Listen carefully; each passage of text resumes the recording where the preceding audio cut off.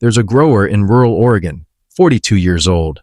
Former office worker, he quit his job 4 years ago and now runs what he calls a ridiculous little patch of land, just under half an acre. Last season, he made over $80,000 a year from less than half an acre. Not tomatoes, not corn. And almost nobody knows what he's growing. The plants making serious growers real money right now are the ones most backyard gardeners walk right past without a second thought, because nobody told them what those plants are actually worth, or who's desperately trying to buy them. I've put together 14 of them for this video, and I need you to stay until at least plant 10, because there's one on this list that most people immediately assume is only grown in tropical countries. It isn't, and the demand for it in local markets is so far ahead of local supply that growers who figure it out are quite literally setting their own price. Let's get into it. The way most people think about selling from a garden goes something like this. Grow a lot of something, price it competitively, hope buyers show up. That model works fine if you have several acres and commercial equipment and zero labor costs. For a backyard grower, that model is a slow road to frustration. The growers making real money from small plots aren't competing on volume. They've completely stepped off that playing field. Instead, they compete on specificity. They grow things that are genuinely hard to source locally, things where the buyer can't just call 3 other suppliers and get the same product for less. When you're the only person in your area reliably supplying a specific sought-after crop to buyers who need it, price negotiation looks very different. You're not justifying your price. The buyer is justifying why they need you. The second thing these growers do differently, they sell direct. No distributor taking 40%. No supermarket contract grinding your margin. Farmers markets, restaurant accounts, direct-to-consumer online sales, social media storefronts. These channels keep the full margin in the grower's pocket. The third thing, and this is the one that surprises people most, is that the most profitable backyard crops are often the ones that look the least impressive growing. Small, unglamorous. Nothing like the lush, dramatic plants that do well on Instagram, but the buyers who want them pay for what they do, not what they look like. Keep all 3 of those in mind as we go through this list. Plant 1. Saffron, the most expensive spice on the planet by weight, more expensive per gram than gold on certain market days. Saffron is the dried stigma of the Crocus sativus flower, 3 threads per flower, harvested by hand. It takes roughly 150 flowers to produce a single gram of dried saffron, which is why the global market price sits between $5,000 and $10,000 per kilogram. Let that number settle. What makes this viable for a backyard is a detail that most people overlook. The corms and the bulbs multiply underground on their own every year. You plant once. Year 1, your patch produces modestly. Year 2, more corms, more flowers, more yield. By year 4 or 5, you've got a self-expanding harvest that required no additional investment. The harvest window is narrow for 2 to 3 weeks in autumn. Every flower must be picked in the early morning before it fully opens. The stigmas are pulled by hand and dried immediately. It's precise and methodical, but it is not complicated. More importantly, locally grown saffron carries a story that imported Iranian or Spanish saffron can't compete with. Chefs and specialty food buyers will pay a premium on top of an already premium price for provenance, for knowing exactly where it came from and who grew it. Plant 2. Microgreens. 14 days from seed to sale. No outdoor space required. Stackable trays. Year-round production under grow lights or near a bright window.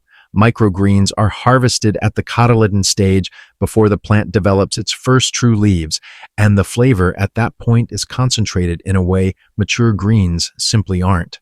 A sunflower microgreen doesn't taste like a weak sunflower seed. It tastes like the most intensely nutty, fresh version of itself. Chefs use them because they deliver flavor and visual impact in a pinch of product. The restaurant relationship is what makes this sustainable.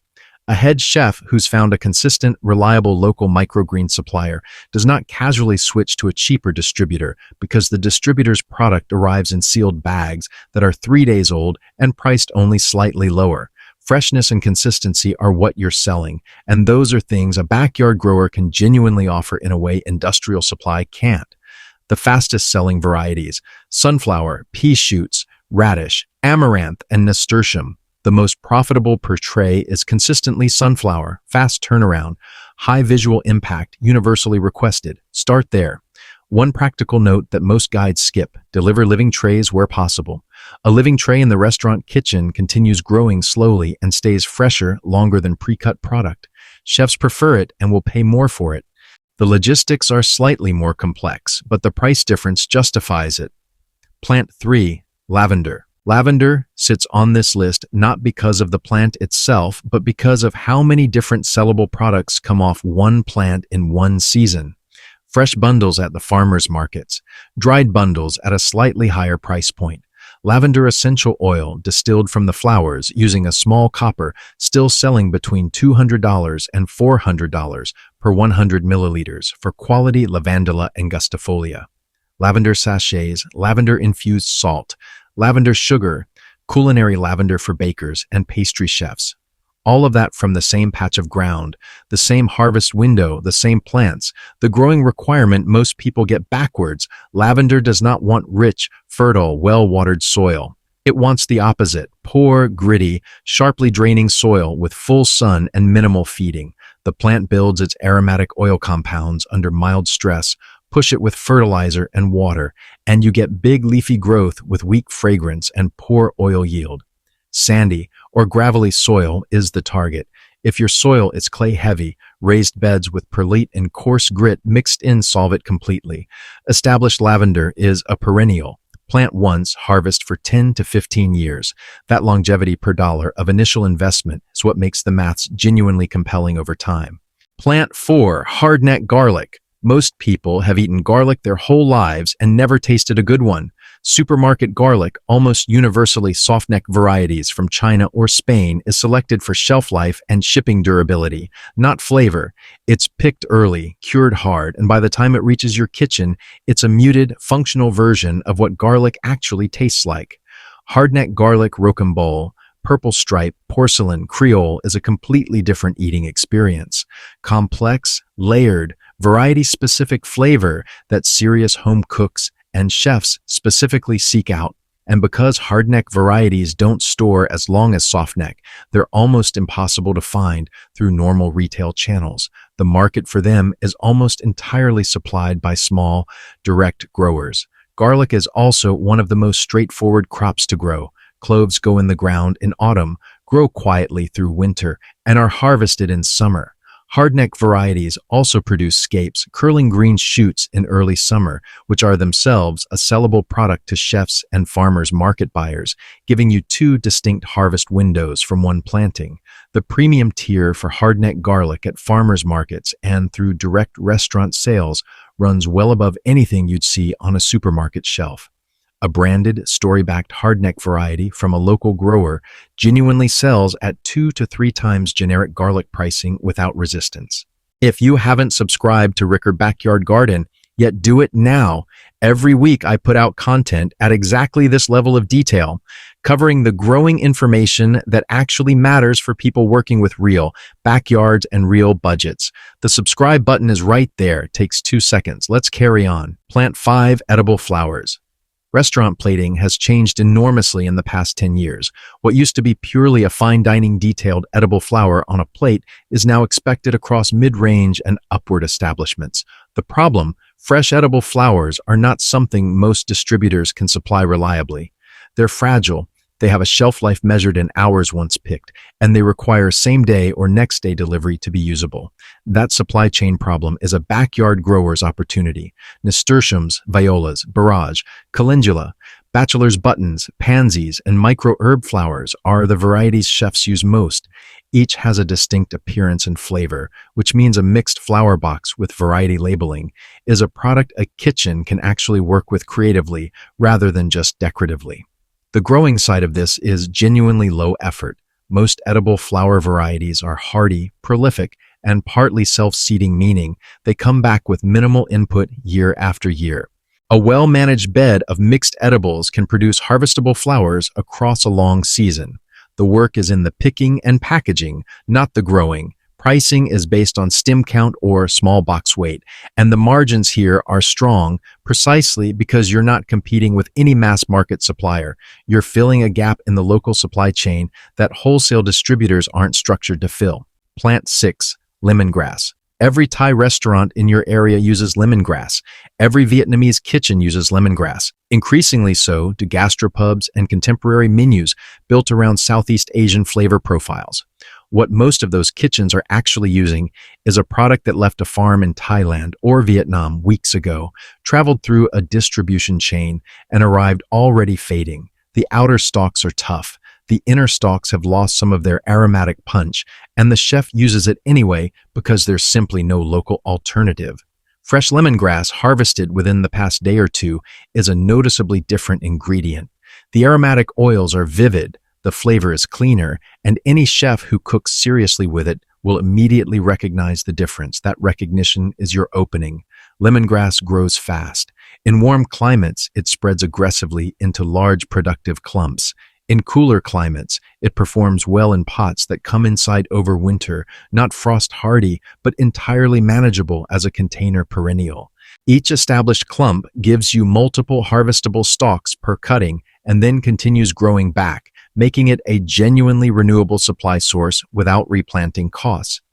A supply agreement with 2 or 3 local Southeast Asian restaurants, confirmed on a weekly text message basis, is not a complicated business to build once you have product in hand to show. Plant 7, wasabi. Almost every piece of wasabi served in restaurants globally is not wasabi. It's horseradish, mustard flour, and green food dye pressed together into a paste. The tube in your kitchen right now is almost certainly the same. Real wasabi, Wasabia japonica, is one of the rarest and most expensive fresh ingredients in the world because it's so genuinely difficult to grow at commercial scale. A single mature wasabi rhizome sells to a high-end restaurant for $60 to $160, depending on quality and freshness.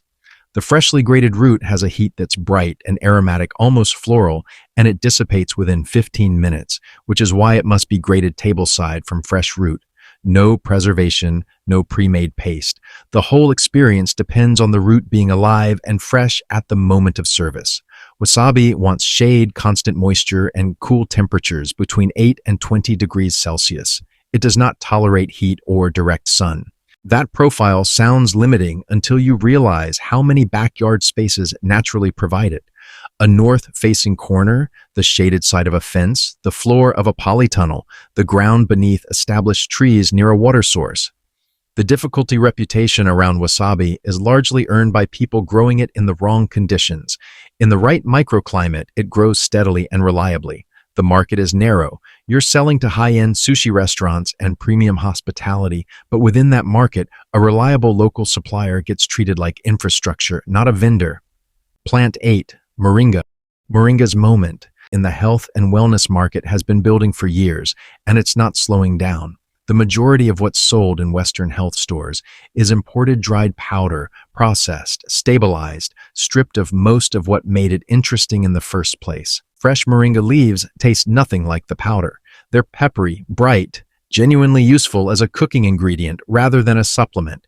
Fresh moringa drumstick pods, the long green seed pods used across South Asian cuisines, are almost impossible to find locally in most Western markets, despite consistent demand from diaspora communities and health-focused restaurants. In the right climate, moringa is a fast-growing tree that produces harvestable leaves within weeks of planting and can reach 3 meters in its first year. In cooler climates, growing it as a large potted plant or annual still produces usable leaf yield within a single season. The buyers, South Asian restaurants, health cafes, wellness-focused direct consumers are an identifiable, approachable group, and a locally grown fresh product with a transparent origin story is a straightforward sell to all of them. Plant 9. Hops. The craft beer industry created a buying market that didn't meaningfully exist 20 years ago, and backyard growers are still wildly underrepresented as suppliers to it. Hops are the bittering and aromatic agent in beer, the flowers of the Humulus lupulus vine. Commercial hops are harvested, dried, and baled. Wet hops, freshly harvested, undried cones produce a distinctly different flavor profile in beer, brighter, more aromatic, more complex. Large commercial breweries can't use wet hops because they have a shelf life of hours and can't be transported. Small craft breweries and serious home brewers specifically want them and specifically need a local source to access them at all. Hop vines grow vigorously 5 to 8 meters in a single season and require something tall to climb, full sun, and good airflow. Established rhizomes return every year without replanting. Varieties like Cascade, Centennial, and Chinook are in consistent homebrewer demand. Rarer varieties, Mosaic, Hallertau Blanc, Sorachi Ace, command interest from craft breweries building specific flavor profiles. The sales conversation with a local craft brewery is straightforward. You have fresh local hops. They don't have a reliable fresh local supply, and the story of locally grown hops fits their brand narrative. That last point matters to a craft brewer in a way it doesn't to most other buyers. If you're finding this genuinely useful, this is what this channel does every single week. Subscribe to Rickard Backyard Garden. Let's continue. Plant 10, elderflower and elderberry. At the start of this video, I told you, there's a plant most people assume can only be grown in tropical countries. Elderflower and elderberry get written off by a lot of growers who see the word elder and picture something wild, unmanageable, or region-specific. Neither is true. The elder tree, Sambucus nigra, grows across a wide range of temperate climates, including most of the UK, large parts of Europe, and significant portions of North America. It's actually more cold tolerant than most fruit trees. What it doesn't need? Specialist soil, specialist care, or specialist knowledge. It is genuinely one of the lower maintenance plants on this list. Here's why it earns its place in the high-value tier. Elderflower has had a sustained cultural moment in the food and drink industry.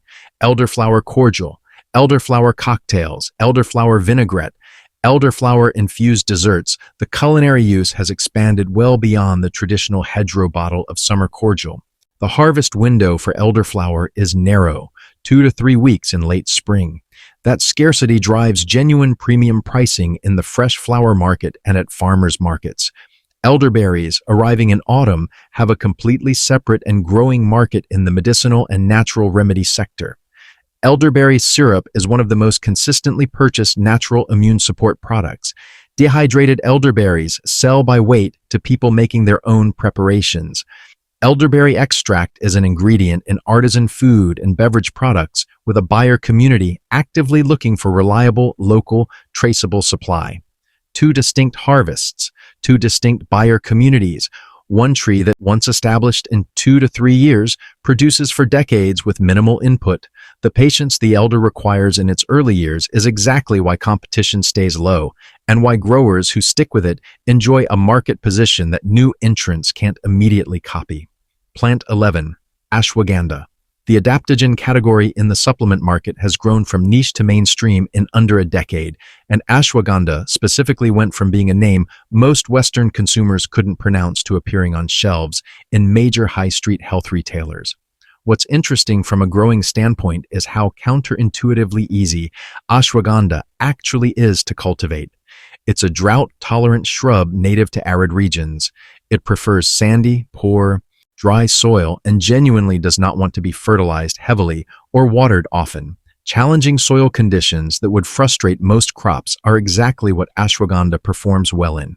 The harvestable part is the root, which develops within a single growing season and is dried and processed into powder or sold whole. A consistent quality product with a direct-to-consumer narrative, you know exactly who grew it, where, and how, commands a premium in the same community buying moringa, elderberry, and other wellness-adjacent products. That community has grown substantially, and its appetite for locally sourced, transparent origin herbal products shows no sign of reversing. Plant 12, specialty culinary herbs.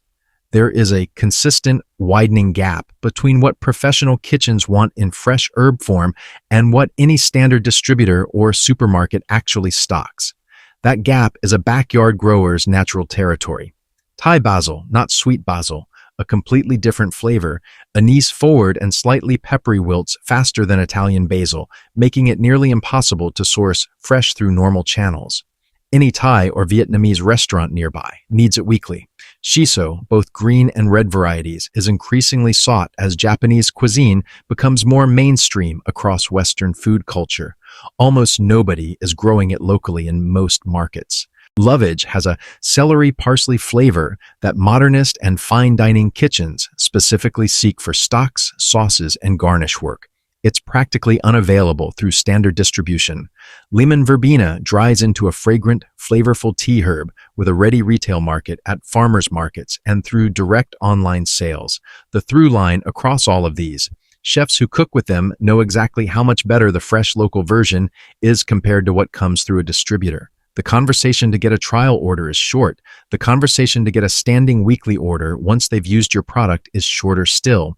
Reliability is the thing you're selling as much as the herb itself. Plant 13. Gourmet mushrooms. Not technically a plant, but it belongs on this list, and I'm not apologizing for it. Oyster mushrooms and lion's mane grow on inoculated substrate straw, hardwood blocks, coffee grounds, not in soil. The growing setup fits into a garage, a garden shed, or a shaded backyard corner. The production cycle is among the fastest of anything here. Oyster mushrooms fruit in roughly 3 weeks per flush, with multiple flushes per substrate block before it's exhausted. Oyster mushrooms, pearl, pink, golden, and blue varieties have consistent restaurant demand because fresh oyster mushroom quality degrades quickly, and the flavor difference between fresh and aged is immediately obvious to anyone cooking with them seriously.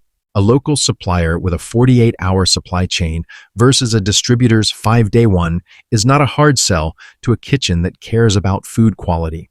Lion's mane has captured specific attention from the functional food and wellness market, heavily associated with cognitive and neurological support, distinctive in appearance, and with a flavor and texture unlike any standard mushroom. A single fresh lion's mane cluster at farmers markets can price at $25 to $40, depending on size and market. The buyers exist, they're looking, and local supply is thin in almost every market. The entry cost here is higher than growing herbs or flowers substrate, inoculation equipment, humidity management, but the production speed makes it the fastest return on investment of anything on this list once the system is running. Plant 14. Vanilla. Vanilla is the second most expensive spice in the world. It grows on a vine, and it will climb a structure in a warm, humid environment, exactly as willingly as any ornamental climber you've grown. I've put it last, not to bury it, but because it asks for a level of patience that requires honest framing. Vanilla vines take 3 to 5 years to flower. Each flower opens for exactly one morning and must be hand-pollinated within 12 hours, or it drops without setting a bean. The bean then takes 9 months to mature on the vine, then several months of curing before it's a finished product. If that sounds brutal, run the numbers first. Quality vanilla beans retail between $250 and $600 per kilogram depending on variety. Madagascar, bourbon, Tahitian, and Papua New Guinea vanilla all carry different flavor profiles and command different prices from different buyers. Artisan chocolatiers, craft ice cream makers, premium bakers, small food brands, these buyers actively want a local, transparent, story-backed vanilla source. They're currently paying import prices for a product with no traceability. A local grower offering consistent quality and a genuine origin story is filling a gap they've been working around for years. Vanilla doesn't require a plantation. It requires well-managed vines, a warm, humid microclimate, and consistent buyer relationships. The growers succeeding with it aren't producing at scale, they're producing precisely at premium for clients who have decided that authentic local vanilla is worth paying properly for. Vanilla is a long game, but it is one of the few long games in backyard growing where the return, once running, justifies every year of patience that came before it. This list is not a shortcut. None of these 14 plants produce a check without genuine work, growing knowledge, buyer relationships, consistent supply, and the patience to build something rather than launch something. Anyone telling you otherwise is selling a course. What these plants offer is something more specific, a better return on the same square footage, the same hours, the same investment of attention that you're already putting into your garden. The growers clearing real money from backyard scale plots aren't doing more work than everyone else. They're doing the same work on crops that the market values at a completely different level. The question to answer for yourself right now isn't which of these is most profitable. It's which one fits 3 things simultaneously: your climate, your available space, and a real local buyer you can actually identify. Line those three up, start small enough to learn properly, and then grow into it. One plant, one real buyer. One season of figuring out what works. That's the actual starting point for everything you've just watched. Don't forget to subscribe to Rickard Backyard Garden. See you in the next one.